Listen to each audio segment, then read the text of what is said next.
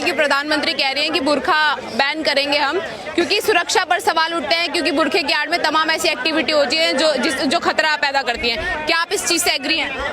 Agree हूँ भी और नहीं भी। नहीं हूँ किस लिए और नहीं भी किस लिए? अगर वो ये कह रहे हैं कि बुर्के की आड़ में कुछ लड़के ऐसी हरकतें करते हैं, बलात्कार हो रहे हैं, तो वो चीज़ ठीक है, लेकिन किसी के रिलीजन के अंदर जाना, जो हमारे कुरान में लिखा है कि बुर्का पहनना एक औरत के लिए कुरान में लिखी है कि वो चीज़ वाजिब है, उसके खिलाफ जाना सही नहीं है, बिल्कुल सही नहीं। आपको लग रहा है कि यहाँ पे आस्था के साथ जो है छेड़छाड़ करी जा रही है? बिल्कुल है जी, जो नॉर्मल औरतें उनके लिए तो है ना, जो औरतें अपने धर्म को मानती हैं, जो औरतें अपने कुरान को मानती हैं, उनके लिए तो है ही, उनके लिए तो धर्म के साथ रक्षा ज्यादा इम्पोर्टेंट है यहाँ पे। रक्षा बिल्कुल इंपॉर्टेंट है, लेकिन फिर उसके भी कुछ प्रोटोकॉल्स होते हैं। आप बैन मत करो, लेकिन आप सिक्योरिटी टाइट करो। हर चीज़ का एक तरीका होता है, आप सीधा बैन नहीं कर सकते ना। कहाँ तक टाइट करें? मतलब नकाब के पीछे कौन है? ऐसी कौन सी टेक्नोलॉजी जो बता पाएगी कि नकाब के पीछे क्या चेहरा है? कौन बता पाएगा? मैम, बाहर की कंट्रीज बहुत एडवांस है। अगर आप इटली की बात करो, इटली बहुत एडवांस है। आप किसी चीज़ को पूरी तरह बैन नहीं कर सकते कि वो किसी की धर्म को या किसी भी संस्कृति को ठेस पहुँचाए। अगर आप स्कूल, कॉलेज, यूनिवर्सिटीज हो सकती है, बुर्के फीमेल टीचर्स होती है ना। इधर बात करेंगे। उन्होंने बोला कि स्कूल, कॉलेज, यूनिवर्सिटीज, ऑफिसेज वगैरह जहाँ सिमिलर ड्रेस कोड होता है, वहाँ पे बुर्का नहीं पहन के जाना, वहाँ पे हिजाब नहीं पहन के जाना। फिर आप किसी के धर्म को ठेस पहुँचा रहे हो। जो औरतें जो अपने धर्म को मानती पर वो काम कर रही है, मान लो आप अपने घर में अकेली औरत हो, आप अपने धर्म को मानते हो, आप वहाँ बाहर जा रहे हो और कोई आपके धर्म को रिलेट कर रहे हैं कि ये आपके धर्म से रिलेटेड है, आप काम मत करो, तो ये तो धर्म को ठेस पहुँचाना हुआ ना। केरला जैसी स्थिति इटली में पैदा हो चुकी है। जैसे अभी केरला में कुछ साल पहले हुआ था कि स्कूल में बच्ची जो है हिजाब पहन के गई थी, उसे बोला गया था कि नहीं पहन के जाना, इस तरीके से। देखिए, जहाँ पर सुरक्षा की बात आए ना, तो अगर जैसे लेडीज कांस्टेबल है ना, आप महिला है ना, आपको कोई पुलिस वाला जो पुरुष है वो आपको हाथ नहीं लगा सकता। लेकिन हमारे देश के अंदर कानून ऐसे होने चाहिए, चाहे वो शिक्षा का माध्यम हो, चाहे वोट डालने का माध्यम हो, चाहे अदर्स हो। अगर उसके अंदर कोई महिला जांच करना चाहे तो उसको अनुमति होनी चाहिए कि उसका मतलब वो उठा करके बुर्का वो देख सकती है, भैया ये अंदर जो है आइडेंटिफाई है, ये इस बंदा है नहीं है। ये नहीं, देखो अगर बुर्के की आड़ में कोई गलत काम होता है तो आप बताओ, आप ईसाई धर्म को बदनाम करोगे, हिंदू को करोगे, सिख को करोगे, आप इस्लाम धर्म को बदनाम करोगे ना। तो उसके अंदर तो मैं कहता हूँ मुसलमान भाइयों को खुद आना चाहिए कि देखो एक बंदा गलत करता है, पूरा इस्लाम हमारा बदनाम होता है। जी, सवाल ये भी कि जो ड्रेस कोड इसलिए बनाया गया है ताकि सब लोग समान दिखे, सब लोग स्कूल में भी ड्रेस कोड इसलिए होता है ताकि सभी बच्चे समान दिखे। उस स्थान पर भी आप अपने आप को अलग साबित करना चाहोगे, ये इसके खिलाफ तो रहेंगे ना। हमारा देश उस दलदल के अंदर फंसा हुआ है मैडम, कि आप निकालने की कोशिश करोगे ना तो लोग कहेंगे आप उसको डुबो रहे हो। तो हमारा इस समय देश इतना बटा हुआ है ना कि सिर्फ हिंदू मुसलमान नहीं हो रहा देश के अंदर।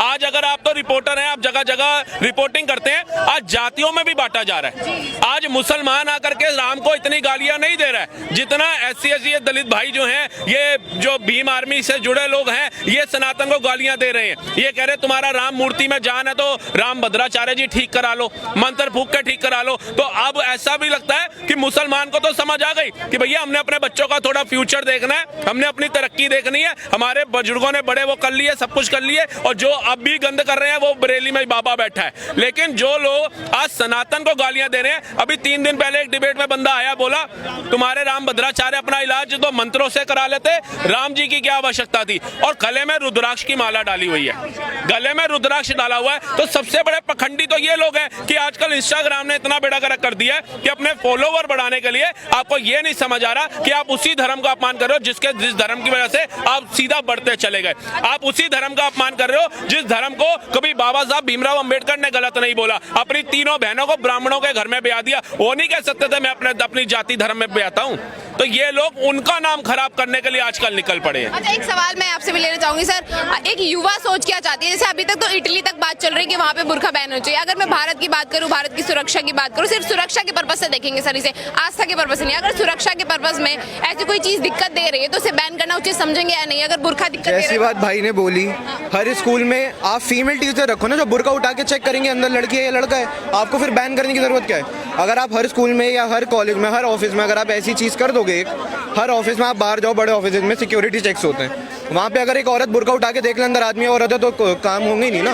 अगर अंदर कोई आदमी उसको पकड़ो, जेल में डालो, क्राइम खत्म, सीधी बात है, सीधी बात। बैन करके आप किसी के धर्म को ठेस नहीं पहुँचा सकते। एग्री कर रहे हैं सर आप? मैं तो एग्री कर रहा हूँ। देखो मैं भी पंजाबी फैमिली से हूँ, हमारे सिख भाई हैं, टर्बन डालते हैं, अपना वो रखते हैं, सब कुछ करते हैं। अब कोई कहे जी कड़ा उतार दो तो वो स्वीकारित तो नहीं होगा। अब मैं हिंदू हूँ, मेरे को कोई कहेगा कलावा उतार दो, मैं स्वीकार नहीं करूँगा। एग्जाम देने जाते हैं हाँ, तो वहाँ मैंने तो बोला ना। कलावा निकलवाते हैं ना वहाँ पे। मैं तो कह रहा हूँ वो गलत है ना, वो गलत है ना। कलावा आपको क्या कह रहा है, टिक्का आपको क्या कह रहा है? तो मैं यही तो कह रहा हूँ कि बाबा साहब भीमराव अंबेडकर जी ने कहा था पढ़ो लिखो और SC ST OBC पिछड़े ऊपर उठो, बराबर का दर्जा लो सम्मान समाज के अंदर। लेकिन ये उन बाबा साहब के विचारों को साइड में करके आजकल कहते हैं ये टिक्का हटा दो, ये कर दो। ये कौन है? ये आरक्षण से नौकरी पाए हुए हैं ना।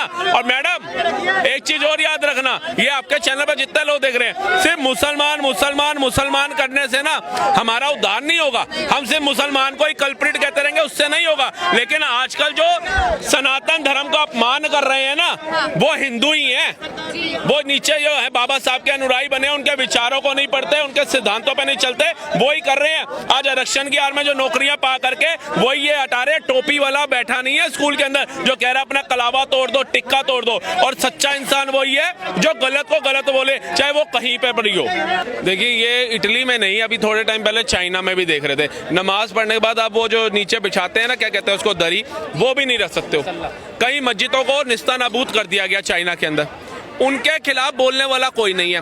भारत में जहाँ सभी चैन अमन से रह रहे हैं, वहां पर अगर आप कईयों के बयान सुनोगे ना तो कहेंगे भैया हम तो, हमारे को तो डरा रखा है, हमारी तो कोई सुनता नहीं और मुसलमानों पर ही अत्याचार सबसे ज्यादा हो रहा है। कईयों के आप बयान देख रहे होंगे, कभी कहेंगे मोदी जो है वो मुसलमानों के लिए कुछ नहीं करता, कभी योगी जो है वो पर्टिकुलर एक ही कौम को जो है टारगेट करता है। लेकिन ये बताओ यूपी के अंदर पूर्ण राज्य है ना, कौन से मुसलमान ऐसे हैं जिनको जितनी भी योजनाएं लाभ देने से योगी ने मना कर दिया हो? यूपी इतना बड़ा क्षेत्र है, इतना बड़ा राज्य है, वहां पर मुझे एक क्षेत्र बता दो, एक कॉलोनी बता दो जहां पर मुसलमानों ने बोर्ड लगाया हो कि भैया हम योगी आदित्यनाथ से टंगा करके पलायन कर रहे हैं। एक नहीं है। यूपी जोड़ो पूरे भारत में नहीं है। डरा हुआ कोई मुसलमान नहीं है। डरा हुआ पता है कौन है? जो अफजल गुरु का समर्थन करना जानता है, जो कसाब का करना जानता है, जो टुकड़े टुकड़े गैंग को सपोर्ट करना चाहता है, जो अपने बच्चे को वीर अब्दुल हमीद पढ़ाएगा वो कभी डरा हुआ नहीं हो सकता। जो कलाम साहब पढ़ाएगा वो जीवन में नहीं डर सकता। जो सोफिया कुरैशी बनाना चाहेगा वो जीवन में नहीं डर सकता। जो पंजाब के शाही इमाम साहब हैं उनको सुनेगा वो जीवन में नहीं डर सकता।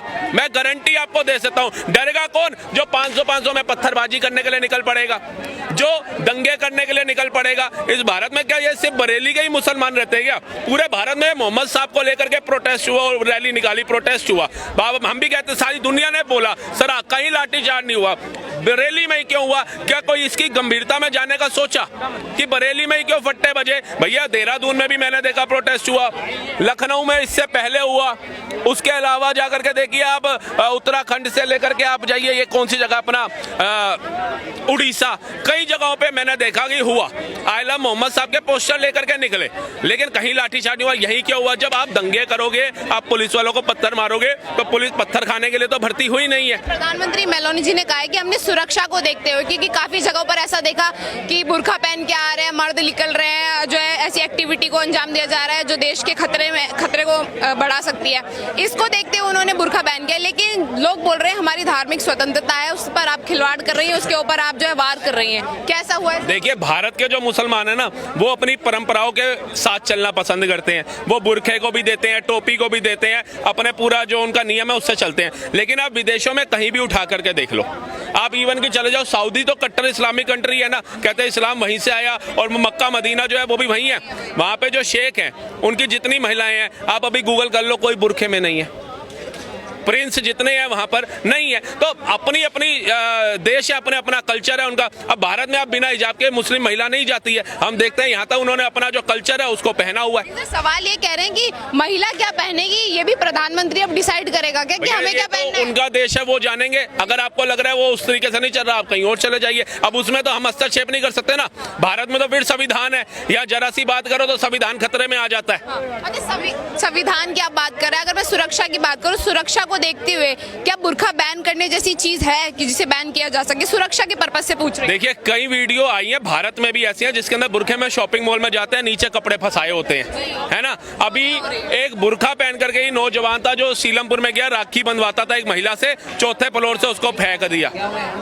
देखा ना। तो देखो बुर्का है एक आपकी सभ्यता संस्कृति, लेकिन उसकी आड़ में अगर गलत काम होंगे तो उसका तो बहिष्कार कोई ना कोई तो करेगा ही। आकर के आज इटली में हो रहा है, हो सकता है थोड़े टाइम उससे पहले चाइना में हो रखा है, उसके बाद फ्रांस इंग्लैंड कहीं भी हो सकता है।